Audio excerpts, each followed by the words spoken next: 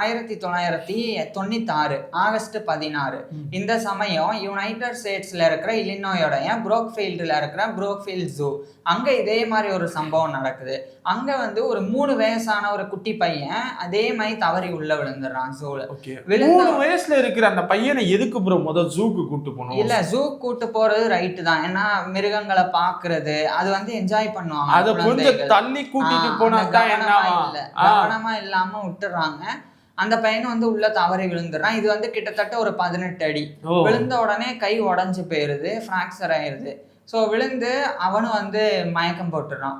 இப்படி போட்ட உடனே அங்க நிறைய கொரில்லாக்கள் இருந்தாலும் ஒரே ஒரு கொரில்லா வந்து ஓடி வருது.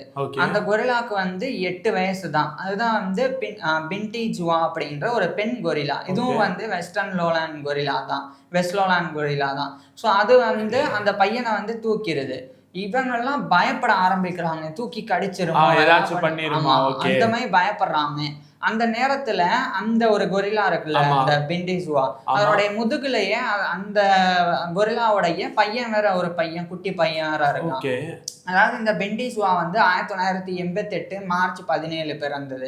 அந்த நேரத்துல ஆகஸ்ட் 16 1996 நேரத்துல 8 வயசு தான். ஆனா அப்பவே ஒரு 17 மாச குழந்தை அதுக்கு இருந்தது.